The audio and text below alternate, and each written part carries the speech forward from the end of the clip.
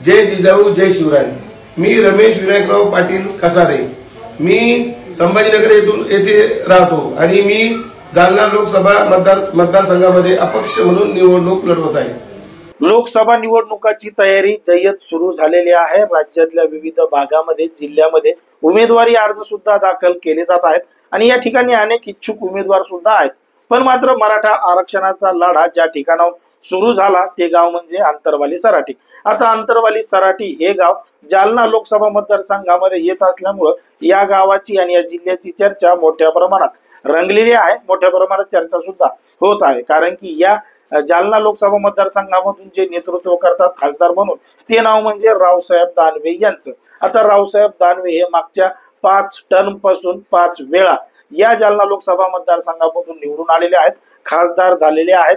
म्हणून आता रावसाहेब दानवे यांना पाडण्यासाठी अनेक नवीन नेतृत्व तयार होत आहेत आणि त्या पद्धतीने ते जालना लोकसभा निवडणूक लढवण्याची तयारी सुद्धा करत आहेत। जर आपण पाहिलं तर मनोज जरांगे पाटील यांना सुद्धा अनेक नेत्यांनी सांगितलं होतं की जालना लोकसभा मतदारसंघामधून तुम्ही निवडणूक लढवा आणि तुम्ही त्या ठिकाणाहून निवडणूक लढवली तर तुम्ही निवडून सुद्धा येतात। पण मात्र मनोज जरांगे पाटील यांनी राजकारण करायचं नाही, राजकारण हा आपला हेतू नाही असं स्पष्टपणे सांगितलं आणि 30 मार्चच्या सभेमध्ये सुद्धा सांगितलं की आपल्याला अपक्ष उमेदवार सुद्धा द्यायचे नाही, पण मात्र करेक्ट कार्यक्रम करायचा असं जरांगे पाटील यांनी त्यावेळी बोलताना सांगितलेलं आहे। आता जालना लोकसभा मतदारसंघामधून अनेक नवीन चेहरे इच्छुक आहेत। काही जण सोशल मीडियावर मोठ्या प्रमाणात प्रसिद्ध आहेत, लोकप्रिय आहेत। अशा उमेदवारांनी आता जालना लोकसभा निवडणूक लढवायचं सुद्धा ठरवलं।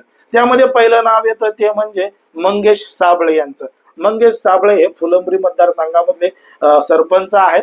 सोशल मीडियावर मोठ्या प्रमाणात प्रसिद्ध आहेत, लोकप्रिय आहेत, अनेक लोक त्यांना फॉलो करतात। आता मंगेश साबळे यांनी जालना लोकसभा निवडणूक लढवण्याचं सोशल मीडियाच्या माध्यमातून व्हिडिओ शेअर करून त्यांनी सांगितलं होतं। आता त्याचबरोबर छत्रपती संभाजी नगरचे जे रमेश पाटील आहेत हे सुद्धा आता जालना लोकसभा मतदारसंघामधून निवडणूक लढवणार असल्याचं त्यांनी स्वतः एका व्हिडिओच्या माध्यमातून सांगितलं। ते नेमकं काय म्हणतात बघा हा व्हिडिओ। जय जिजाऊ जय शिवराय। मी रमेश विनायकराव पाटील कसारे। मी संभाजीनगर येथे राहतो आणि मी जालना लोकसभा मतदारसंघामध्ये अपक्ष म्हणून निवडणूक लढवत आहे। निवडणूक लढवायचं कारण एवढंच आहे की रावसाहेब दानवे हे स्वतः मराठा समाजाचे असून यांनी आरक्षणाबद्दल कुठंच काही बोललेले नाहीये आणि त्याच्यामुळं मला असं वाटतं कदाचित की तिथं फार दबाव आहे आणि पुन्हा ज्या लोकांनी विरोध केला त्यांच्यावर खोट्या केसेस दाखल केलेल्या आहेत, त्यांना काही लोकांना मारहाण केलेली आहे आणि ही फार चुकीची घटना घडलेली आहे। पण आणि विचार करा, माझ्याकडे काही नसतं करता मी समाजासाठी लढू शकतो आणि सर्व लोकांनी मला पाठिंबा द्यावा, माझ्या मागे ताकद द्यावी, सर्वांनी माझ्यासोबत राहावे एवढी सर्वांना विनंती आहे। कोणत्याही पक्षाची कोणत्याही पैशाची माझा काही लालच नाहीये।